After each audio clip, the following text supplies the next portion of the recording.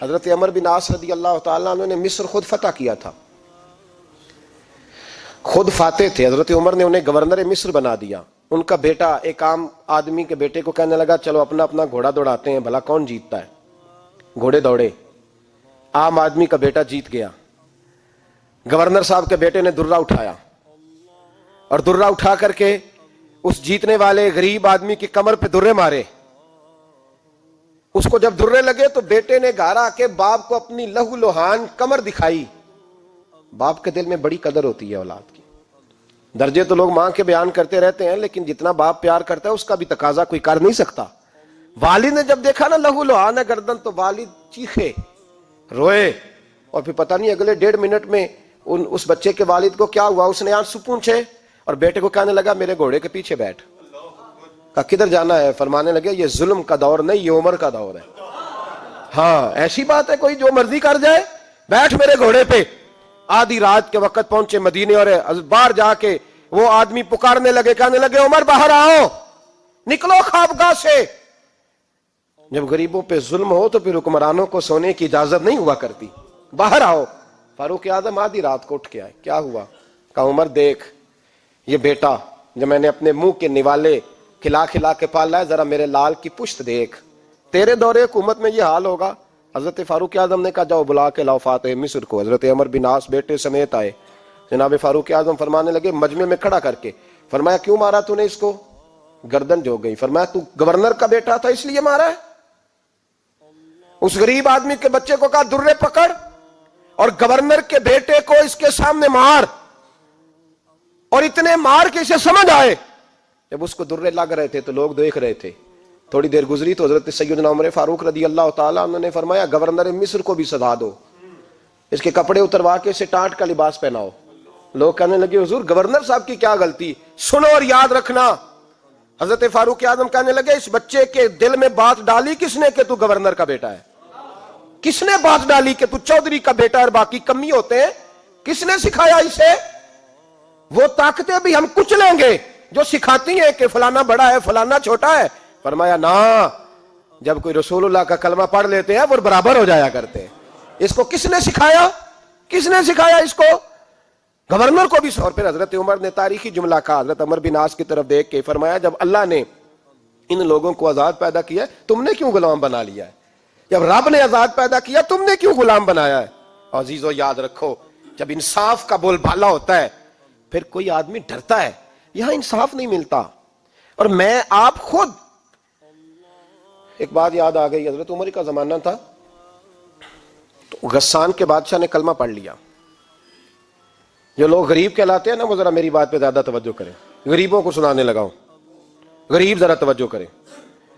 غسان کے بادشاہ نے اسلام قبول کر لیا اور اسلام قبول کرتے ہی وہ آئے حج کرنے. حج کے بعد فارغ ہوئے تو ایک نفلی طواف کر رہا تھا غسان کا بادشاہ شاہ غسان. آج تو خانہ کعبہ میں بھی VIP پروٹوکول ملتا ہے، آج تو مسجد نبی میں بھی VIP پروٹوکول ہوتا ہے. یہاں آ کے بھی، یہاں بھی، اور دیکھتے صحیح تو کھڑا کہاں ہے. یہاں بھی پولیس والوں نے بازو پکڑے. سوچو تو صحیح یہ حال کر دیا تم نے مذہب کا. طواف کعبہ ہو رہا ہے اور غسان کے بادشاہ نے جبہ پہنا ہوا ہے باریک اور لمبا. وہ طواف کعبہ کر رہا تھا تو ایک غریب آدمی کا پیر اس کے جبے پہ آ گیا. جب پیر آیا تو اس نے پلٹ کے غریب کے منہ پہ تھپڑ مارا. جب تھپڑ مارا تو اس غریب نے سیدنا فاروق اعظم کی عدالت میں مقدمہ کر دیا. کہا بادشاہ نے تھپڑ مارا ہے. حضرت عمر فاروق رضی اللہ تعالیٰ عنہ نے بادشاہ کو بلایا. فرمایا تو نے اس غریب کو مارا ہے؟ کہا جناب اس نے پیر رکھا تھا. تو فرمایا پیر رکھا تھا تو کیا ہو گیا؟ تو نے کیوں لمبا جبہ پہنا تھا؟ تجھے سمٹ کے چلنا چاہیے تھا. کہا میرے لیے حکم کیا ہے؟ حضرت عمر کہنے لگے یہاں اسے رات میں راضی کر لے، ورنہ صبح اسی جگہ اسی کونے میں خانہ کعبہ کے سائے میں وہ غریب تیرے منہ پہ تھپڑ مارے گا اور تجھے تھپڑ کھانا پڑے گا. غریبوں سنو سنو، ساری رات وہ غسان کا بادشاہ غریب کی منت کرتا رہا تو راضی ہو جا. غریبوں تم سے شکوہ ہے، تم 2-4 لاکھ پہ راضی ہو جاتے ہو. غریبوں تم سے شکوہ ہے، تم انصاف ہونے نہیں دیتے. غریبوں تم تھوڑی تھوڑی بات پہ مطمئن ہو جاتے ہو. تھوڑی تھوڑی بات، جتنے غریب تن ہیں لباسوں سے دور دور اتنی ہی چادریں میں مزاروں سے چھین لوں، اور جتنے غریب گھر ہیں اجالوں سے دور دور اتنی ہی روشنی میں ستاروں سے چھین لوں. اتنی تو ہمتیں ہو میری کم سے کم بلند کہ شاہوں کے تاج فقط اشاروں سے چھین لوں. تمہاری زیادتی ہے, تم نے ظلم پروان چڑھایا ہے. جب تم چودھری کے کہنے پر, ایم این اے کے کہنے پہ راضی ہو جاتے ہو, تم انصاف ہونے نہیں دیتے. ڈٹنا سیکھو, کھڑے ہونا سیکھو.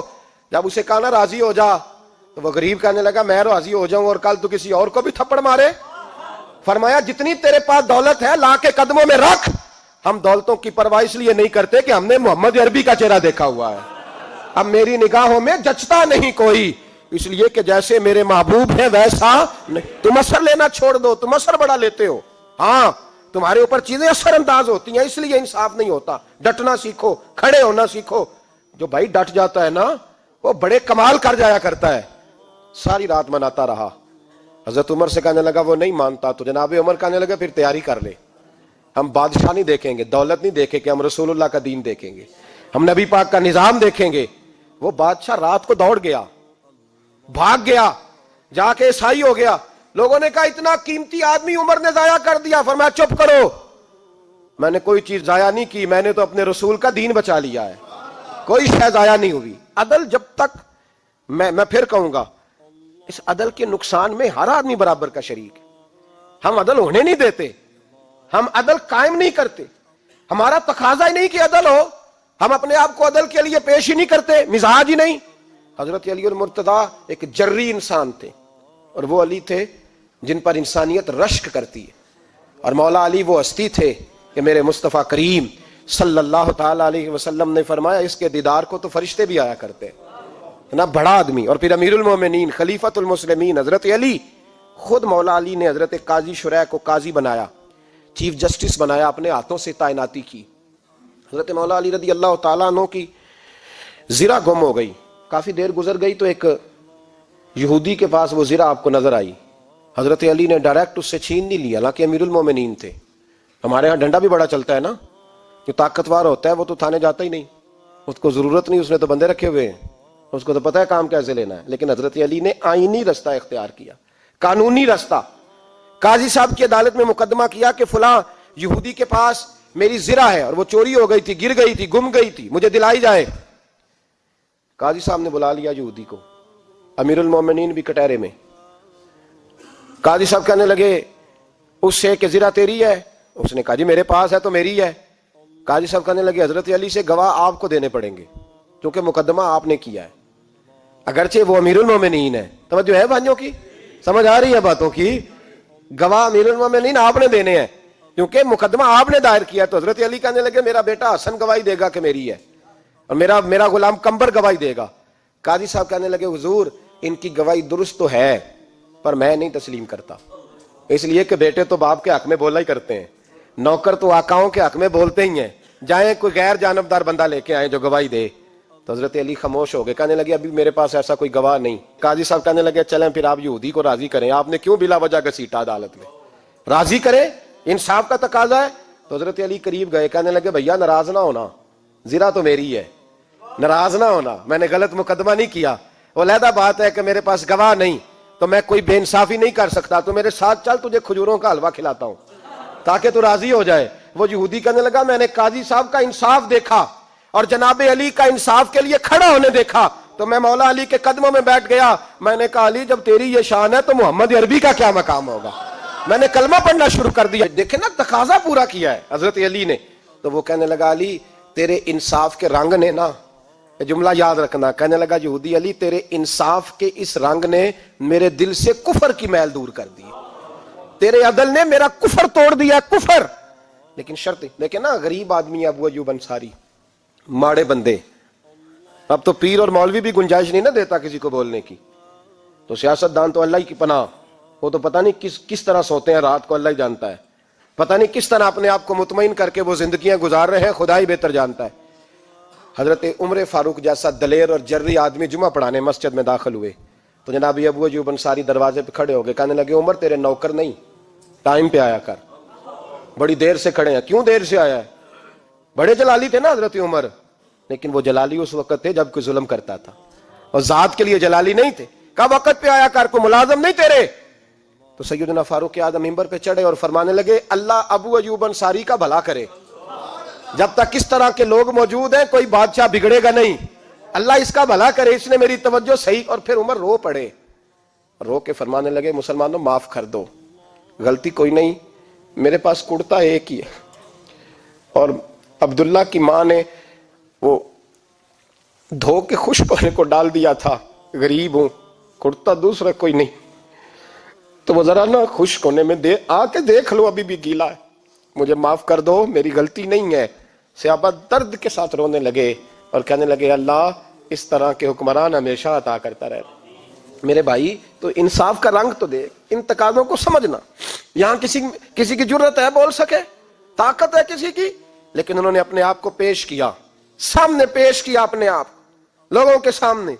دو مال غنیمت کی چادریں بانٹ رہی ہیں، سب کو ایک ایک ملی ہے۔ فاروق اعظم جمعہ پڑھانے آئے تو اسی چادر کا کرتا، اسی کی تامت، لوگ کھڑے ہو گئے، عمر بتا تو نے دو کیوں لی؟ یہ انصاف ہے، یہ عدل ہے، کیوں لی دو؟ تو حضرت عمر کہنے لگے میرا بیٹا جواب دے گا۔ عبداللہ بن عمر بولے، کہنے لگے ابا جی کے کپڑے بڑے پرانے ہو گئے تھے، میں نے اپنے حصے کی بھی اپنے ابا جی کو دے دی ہے۔ دیکھیں نا، یہ انصاف میرے نبی پاک نے کیا ہے، صحابہ نے سیکھا ہے۔ میں اور آپ تیار نہیں، ہم تیار نہیں انصاف کے لیے، ہمارا مزاج نہیں انصاف کا، ہمیں خود بہت سارا آگے پیش ہو کے رنگ دکھانا پڑے گا، اس کے لیے ہماری تیاری نہیں۔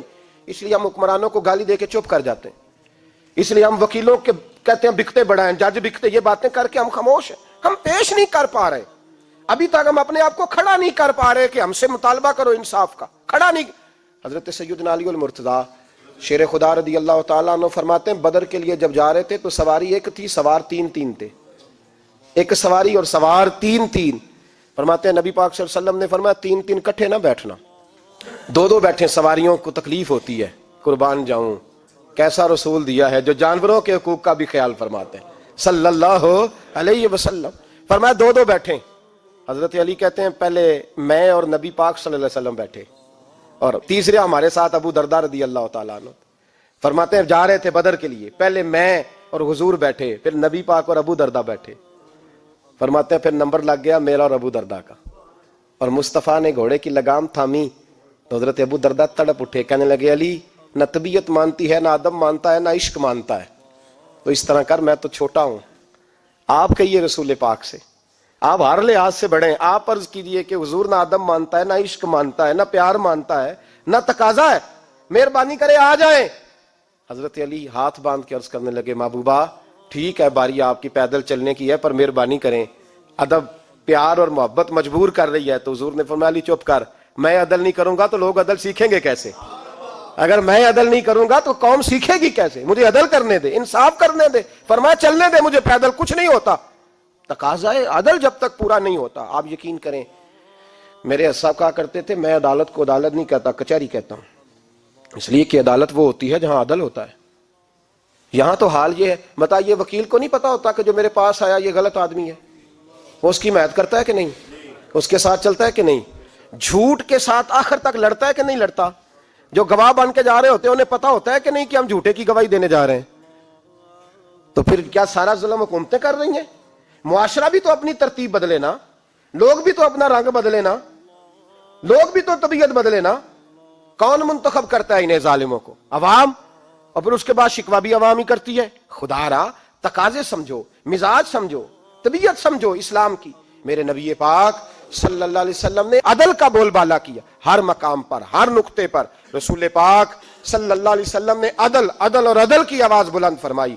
کوئی مقام ایسا نہیں، آپ پڑھیے کتابیں، اگر ایک کلمہ پڑھنے والے اور یہودی کا فیصلہ آیا ہے اور نبی پاک صلی اللہ علیہ وسلم نے یہودی کو حق میں سمجھا ہے تو نبی پاک نے یہودی کے حق میں فیصلہ دیا۔ وہ منافق بگڑ گیا ہے، حضرت عمر کے پاس گیا ہے، لیکن حضور نے فرمایا جہاں جاتا ہے جا، فیصلہ وہی کیا جائے گا جو عدل پہ مبنی ہوگا، جو انصاف پہ مبنی ہوگا۔ ہماری طبیعتوں کے اندر سے وہ جو جس سٹیج پہ کوئی بیٹھا ہے وہ وہاں بڑا ہے، وہ جہاں بیٹھا ہے وہ سلطنت کا مہاراجہ ہے، وہ کہتا ہے نہیں نہیں میرے پاس سارا کچھ ہے، یہاں تو میں اختیارات استعمال کروں گا، وہ استعمال نہ ہوئے تو پھر دولت استعمال کروں گا۔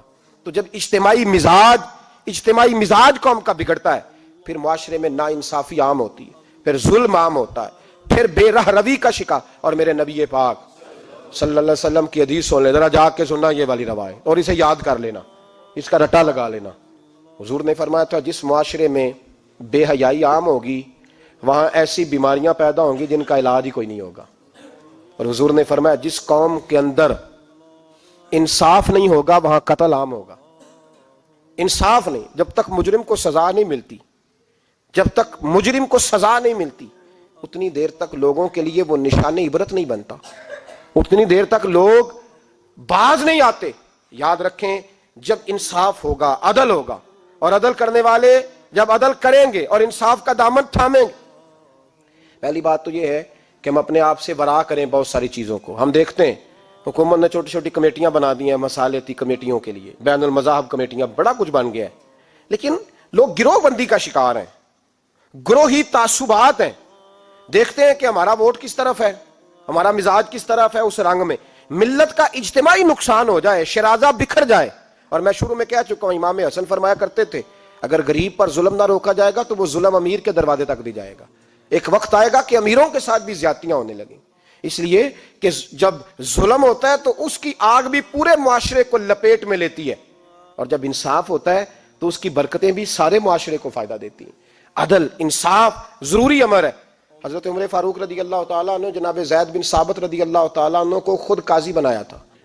حضرت زید بن ثابت کو قاضی خود بنایا، خود تعینات کیا. حضرت ابی بن کعب رضی اللہ تعالیٰ عنہ نے نا حضرت عمر پر مقدمہ کر دیا حضرت زید بن ثابت کی حکومت میں، خود حضرت عمر پر. جناب عمر جب پہنچے نا وہاں سب لوگ بیٹھے رہے. ایک شخص کہنے لگا تم اپنے امیر کے لیے کھڑے نہیں ہوئے، تو زید بن ثابت کہنے لگے چپ کر جا، ان پر مقدمہ ہے، وہ حساب دینے آئے ہیں، امیر المومنین بن کے نہیں آئے. سامنے کھڑا کیا تو گفتگو کے دوران کوئی ایسا موقع آیا کہ حضرت عمر کو قسم دینی پڑی. تو حضرت زید بن ثابت حضرت ابی بن کعب سے کہنے لگے یار لحاظ کر، وہ فاروق اعظم ہے، امیر المومنین ہے ہمارے، اور تو ان سے قسم کا مطالبہ کر رہا ہے. حضرت سیدنا فاروق اعظم کی طرفداری میں بات کی نا تو حضرت سیدنا عمر فرمانے لگے زید اس مقدمے کا فیصلہ کر لو اور اس کے بعد میں تمہیں معزول کر دوں گا، تم تو اہلیت ہی نہیں رکھتے. حضور کیا ہوا؟ فرمایا تم نے میری طرفداری کیوں کی، تم نے مجھے امیر المومنین کیوں کہا، تم نے کیوں میرے حق میں بات کی؟ اگر میں اور تو اس طرح کرنے لگیں گے تو امت کو عدل کون دے گا؟ اگر میرا اور تیرا یہ رنگ ہو جائے گا، کیوں تو نے مجھے امیر المومنین کہا؟ اس وقت میں اپنی صفائی دینے آیا ہوں، عمر بن خطاب سے زیادہ میرا کوئی تعارف نہیں ہونا چاہیے، کیوں تم نے یہ لفظ کہے؟ اور فرمایا اگر مجھ پر قسم آئے گی اور جو میرے اوپر لاگو ہوگا مجھے وہ کام کرنے کا تمہیں حکم کرنا چاہیے تھا. یہاں تو حال ہی کوئی نہیں، مزاج ہی کوئی نہیں. ہماری قوم بڑی سمجھدار ہے، حکمران بھی بڑے سمجھدار ہیں. ممتاز حسین قادری رحمۃ اللہ علیہ کو پھانسی ہوئی تو لوگ کہنے لگے مولوی شدائی ہو گئے. فیصلہ تھا عدالت کا تو ماننا چاہیے تھا. ایک فیصلہ ایک پیپلز پارٹی کے سابقہ صدر کے بارے میں بھی عدالت نے دیا تھا، اور پھر آپ کی پارلیمنٹ نے اس فیصلے کو کنڈم کیا، مذمت کی، اور اٹھ کے کہا گیا کہ ہم مذمت کرتے ہیں، فیصلہ غلط تھا. جب حضرت ممتاز قادری کے حق میں فیصلہ آئے تو اس وقت لوگ بولتے ہیں، کہتے ہیں دیکھو جناب عدالت کا فیصلہ ہے اور مولوی کہہ رہے پھانسی نہ دو. اور جب ایک شخص پر، ایک عام آدمی پر فیصلہ آئے اور بڑی عدالت کرے اور وہ چوکوں چوراہوں میں کھڑا ہو کے کہے کہ ہم اس فیصلے کو نہیں مانتے، پھر کوئی آدمی نہیں بولتا. پھر کسی جگہ ہم نے کہا تھا بچ جا، تو رسول اللہ صلی اللہ علیہ وسلم کی ناموس والوں کا لحاظ کر، اللہ رسول تیرا خیال فرمائیں گے. لیکن یہاں عدل اور انصاف کے تقاضے بڑے عجیب ہیں. غریب کے حق میں فیصلہ اور ہے اور امیر کے حق میں فیصلہ اور ہے. چودھری صاحب پہ درخواست آ جائے تو ایس ایچ او صاحب ٹیلی فون کرتے ہیں، چودھری صاحب درخواست آئیے تو کی کرنا جے، وہ کی کرنا تے تے اپلیکیشن آئیے لینی ہے کہ نہیں. اور اگر غریب آدمی بیچارہ ریڑی والا 4 بیٹیوں کا باپ ہے اور نہ وہ گدھا گاڑی پہ بیچتا ہے فروٹ، تو غلط کراسنگ کی وجہ سے مقدمہ ہو گیا ہے، تو چودھری کو ساتھ لے کے وہ گیا ہے، چونکہ 4 بیٹیاں نا اور کل اس کی ملکیت وہی 5000 تھا جس کا اس نے فروٹ خریدا تھا. چودھری بھی کرسی پہ، ایس ایچ او بھی کرسی پہ، اور غریب آدمی زمین پہ بیٹھا ہے، اور ایک ایک زبان سے 32 گالیاں اسے دی جا رہی. وہ کہتا ہے چودھری صاحب تہاڈی مہربانی، میں تو شامی گھر جانا ہے تو میری تیاں روٹی کھانی، مہربانی کرو میرا سامان واپس کر دو، مہربانی کرو خدا را میرا سامان دے دو. او یار ظلم یہ ہے کہ یہاں امیر کے لیے قانون اور ہے اور غریب کے لیے قانون اور ہے. اس وقت پھر ظلم ہوتا ہے، پھر زیادتی ہوتی ہے، پھر ملتیں نہیں بنتی، پھر اس سے ڈاکو پروان چڑھتے ہیں. اس سے پھر ظالم پروان چڑھتے ہیں. اپنے آپ کو پیش کرو. یاد رکھو میرے نبی پاک صلی اللہ علیہ وسلم نے فرمایا ظلم قیامت کے اندھیروں میں سے ایک اندھیرا ہوگا. ظالموں کو قیامت کے دن ٹھوکریں لگیں گی, رستہ نہیں ملے گا. اپنے آپ کو پیش کریں, چھوٹی سی بھی زیادتی, چھوٹا سا بھی ظلم نہ ہونے پائے. انصاف کے تقاضے پورے ہونے چاہیے. نبی پاک صلی اللہ تعالی علیہ وسلم نے جو امت ہمیں بنایا ہے تو اس امت میں انصاف کا بول بالا ہے. کوئی آدمی انصاف سے بالا تر نہیں. بہت بڑی بات کرنے لگا ہوں. امام ابو نعیم نے لکھا ہے, خود رسول پاک نے اپنی ذات کو انصاف کے لیے پیش کیا. اس بات کو میں جب کبھی سوچتا ہوں نا تو لگتا ہے کہ روح پرواز کر رہی ہے, پر پتہ نہیں کہاں کہاں سے ہو آئی ہے. انصاف کا بول بالا ایسے نہیں ہوتا. حضرت فاروق اعظم اور مولا علی اور عثمان غنی اور ابو بکر صدیق اور سیدنا قاضی شرح جیسے لوگ ایسے ہی تیار نہیں ہوتے. ان کے پیچھے جو میرے رسول پاک صلی اللہ علیہ وسلم کا مزاج ہے اس کو سمجھیں, غور کریں. میں جب اس پہلو کو دیکھتا ہوں نا, آپ یقین کریں, یہ روایت میں کبھی کبھی پڑھتا ہوں اور کبھی کبھی اس کو بیان کرتا ہوں تو میں کھو جاتا ہوں بہت ساری جگہوں پہ. پتہ نہیں کہاں کہاں کا سفر طے ہو جاتا ہے. حضرت عکاشہ بن محصن رضی اللہ تعالیٰ عنہ فرماتے ہیں کہ نبی پاک صلی اللہ علیہ وسلم کے وصال سے 2-3 دن پہلے کی بات, محبوب پاک صلی اللہ علیہ وسلم نے فرمایا سب لوگوں کو مسجد نبوی میں اکٹھا کرو. اکٹھا کیا. جب کوئی نئی آیت آتی تھی یا کوئی جنگ کی تیاری ہوتی تھی تو لوگ اکٹھے کیے جاتے تھے. سب کو اکٹھا کیا. کہتے ہیں جب حضور کا حجرہ نور کھلا تو 2 آدمی بظاہر حضور کو سہارا دے کے لائے. اتنی بخار اور کمزوری ہے. حضور منبر پہ بیٹھے اور جب نبی پاک بات کرتے ہیں تو ہاتھ مبارک پہ بظاہر راشا ہے, کانپتے ہیں دستے اقدس. محبوب نے مجمع پہ نظر ڈالی, فرمایا تمہیں کسی نئے حکم کے لیے نہیں بلایا, بس اللہ نے اپنے ایک بندے کو اجازت دی, چاہے تو دنیا میں رہے اور چاہے تو اس کی بارگاہ میں حاضر ہو جائے. اس بندے نے پردے کا فیصلہ کیا ہے. میں نے تمہارے بیچ وقت گزارا ہے, تمہارے ساتھ رہا ہوں. حضور فرمانے لگے میری زبان سے, میرے قول سے, میرے فعل سے غلاموں کسی کو تکلیف پہنچی ہو تو بدلہ لے سکتا ہے. یہ نہیں فرمایا معاف کر دو, اٹھو اور بدلہ لو. حقیقی جمہوریت تھی نا. حضرت عکاشہ بن محصن پیچھے سے کھڑے ہو گئے, بوڑھے آدمی, کہنے لگے حضور ایک جنگ میں صفیں سیدھی کراتے کراتے میری ننگی پشت پہ درہ مارا تھا آپ نے, بدلہ لینا ہے. عجیب ہی منظر بن گیا مسجد نبی کا. آنسو بہنے لگے, لوگ تڑپنے لگے. محبوب نے فرمایا بلال جاؤ, فاطمہ کے گھر میں درہ پڑا ہے, لے آؤ. حضرت بلال کہتے ہیں سیدہ کے دروازے پہ دستک دی. اماں جی نے کہا کون؟ اماں جی میں غلام بلال ہوں, وہ درہ چاہیے تھا. تو سیدہ کہنے لگی نہ تو جنگ ہے نہ جہاد ہے, حضور نے درہ کیا کرنا ہے, طبیعت مبارک تو علیل ہے. بلال ماجرا کیا ہے؟ حضرت بلال رو پڑے, کہنے لگے ایک صحابی بدلہ لینا چاہتے ہیں. حضرت فاطمہ نے امام حسن اور حسین کو باہر نکالا, درہ دیا. کہنے لگی بلال عکاشہ سے کہنا میرے بیٹوں کے وجود پہ 100 درے مارے. انہوں نے فاطمہ کا دودھ پیا, سی کوئی نہیں کریں گے لیکن حضور تک کوئی نہ جائے, اور میں نے ویسے بھی حضور پر قربان کرنے کے لیے پیدا کیے. سیدنا بلال حبشی رضی اللہ تعالیٰ عنہ فرماتے ہیں میں روتا ہوا درہ لیا, شہزادے لیے, اور میں جب حاضر خدمت ہوا نا حضور کے دروازے پہ داخل ہوا, محبوب پاک صلی اللہ علیہ وسلم نے امام حسن اور حسین کو دیکھا تو حضور رو پڑے, فرمانے لگے انہیں بٹھا دو, مجھے پتا ہے فاطمہ نے کیا کہہ کے بھیجا, بٹھاؤ. شہزادے بیٹھ گئے. میرے محبوب پاک علیہ السلام نے فرمایا عکاشہ کو درہ دو. حضرت عکاشہ کہتے میں درہ لے کے آگے بڑھا تو کسی نے میرا پیر تھاما. جب میں نے نیچے دیکھا تو ابو بکر صدیق تھے. کہنے لگے یار میری کمر پہ مار, حضور کے قریب نہ جانا. نبی پاک نے فرمایا صدیق ہٹ جا یار, بیچ میں سے آنے دے. کہتے میں ذرا آگے بڑھا تو مولا علی شیر خدا نے میرا پیر تھاما. عکاشہ نہ کر, میں نے کہا آنے دو. محبوب فرمانے لگے علی ہٹ جاؤ, اسے آنے دو. حضرت علی شیر خدا بھی ہٹ گئے. جناب عکاشہ قریب آئے, کہا حضور ذرا کمر سے کپڑا تو ہٹائیں, میری پشت اس وقت بغیر کپڑے کی تھی. محبوب نے کپڑا ہٹایا اور جناب عکاشہ نے درہ جو اٹھایا تو صحابہ کی چیخیں نکل گئی, رونے لگے اور نہ کرنا یار نہ کرنا. جناب عکاشہ نے درہ دور پھینکا اور حضور کے وجود کو چومنے لگے. کہنے لگے کس نے درہ مارنا تھا, میں تو جاتے جاتے حضور کا بوسہ لے کے اپنے لیے جنت اکٹھی کرنے جا رہا تھا. میرے محبوب پاک صلی اللہ علیہ وسلم نے فرمایا جس نے جنتی دیکھنا ہو میرا عکاشہ دیکھے.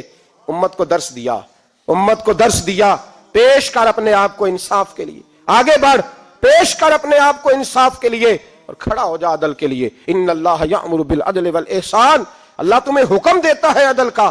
میرے مصطفیٰ کریم صلی اللہ علیہ وسلم نے خود, حالانکہ وہ درہ جو محبوب پاک صلی اللہ علیہ وسلم نے ان کو مارا وہ عمدن نہیں تھا, وہ تو صفیں سیدھی ہو رہی تھی, کہا تم بھی آگے ہو جاؤ, تم پیچھے ہو جاؤ, روٹین ہوتی تھی. بھائی میرے محبوب صلی اللہ علیہ وسلم یہ پیغام دے کے گئے ہیں امت کو, عدل کا دامن تھام, انصاف سے زندگی گزار, انصاف کے ساتھ وقت گزار.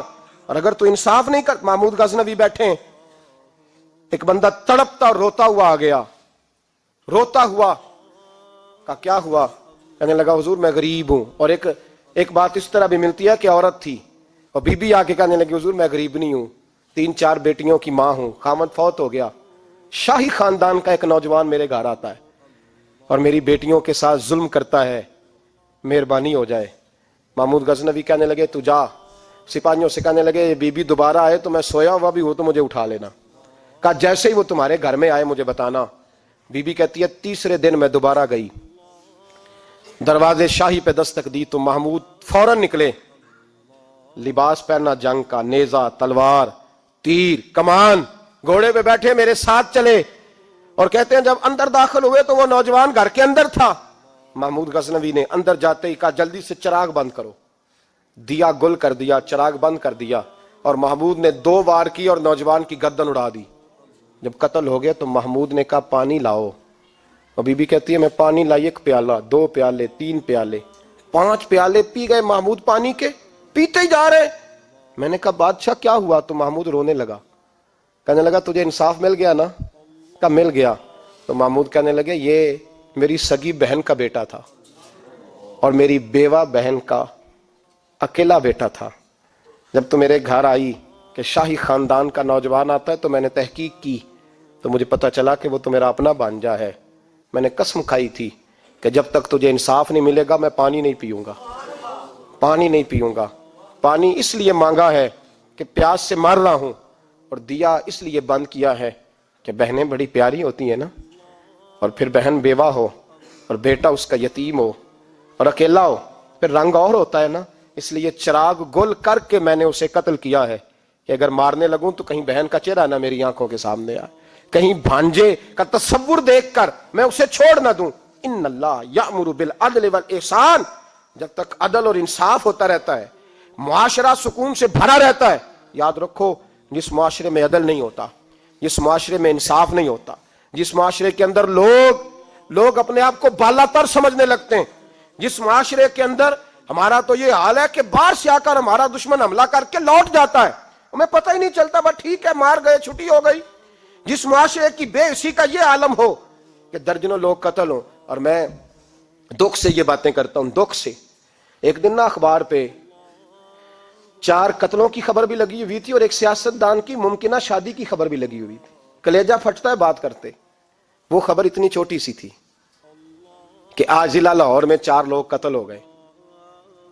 وہ خبر اتنی چھوٹی تھی, اور ایک سیاستدان نئی مداری کرنے لگا ہے, اس کی خبر بڑی تھی. اور قوم وہ ٹھیک ہے, پڑھنے والا بھی ایسا ہی ہے میری طرح کے لوگ, انہوں نے وہ کہا وہ قتل تو روز ہوتے رہتے ہیں, یہ عام سے لوگ ہیں, غریب لوگ, یہ گاجر مولی ہیں, کوئی مرض نہیں, کٹ گئے تو یہ شادی کی خبر بڑی ہے, اس پہ تبصرہ ہونا چاہیے. اسی وقت پھٹے آباد ہو جاتے ہیں, چونک آباد ہو جاتے ہیں, بحث شروع ہو جائے, وہ 4 آدمی قتل ہو گئے, ٹھیک ہے معاذ اللہ, مسئلہ ہی کوئی نہیں. اتنی بے حسی, اس قدر زیادہ سفاکیت, اور قومی میڈیا مداری گروں کی خبریں بڑی دیتا ہے, اور جو بیچارے قتل ہو گئے سر راہ, جن کی رپٹ بھی پتہ نہیں کب درج ہوگی اور جن کے بارے میں پہلی کاروائی کا آغاز بھی پتہ نہیں کب ہوگا, ان کی خبریں چھوٹی ہیں. ہم تو اس طرح ہیں جیسے کوئی مداری لگائے گا تو ساری قوم وہاں اکٹھی ہو جائے گی. یہ سنجیدہ قوموں کا وتیرہ نہیں. او بھائی, ہم پاکستانی, پنجابی, یہ سارا کچھ بعد میں ہے, سب سے پہلے ہم رسول اللہ کے غلام ہیں. ہمارے مزاج کے اندر وہ سارا کچھ ہونا چاہیے جو ہمارے نبی نے ہمیں عطا فرمایا ہے. ہمیں ان ساری چیزوں کو سیکھنا چاہیے جو رسول پاک نے ہمیں عطا فرمائی ہیں. اپنے مزاج کو تبدیل کریں, انصاف کا آغاز کریں, اور اگر کبھی غلطی ہو جائے تو ڈٹ کے کہیں ہو گئی, اپنے آپ کو پیش کریں. حضرت علی شیر خدا رضی اللہ تعالیٰ عنہ فرمایا کرتے تھے جسے دنیا میں سزا ملے گی اللہ دوبارہ قیامت میں نہیں دے گا, اس لیے کہ میرا رب بڑا کریم ہے. آپ فرمایا کرتے تھے وہ بڑے قیمتی لوگ ہیں جو دنیا میں سزا لیتے ہیں لیکن آخرت کی سزا سے بچ جایا کرتے ہیں. یہاں اگر اپنے آپ کو پیش کر لیا جائے, یہاں اگر انسان اپنے آپ کا محاسبہ کر لے, اس جگہ عدل قائم کر لے, صبح قیامت اس کے لیے آسانی ہو جائے.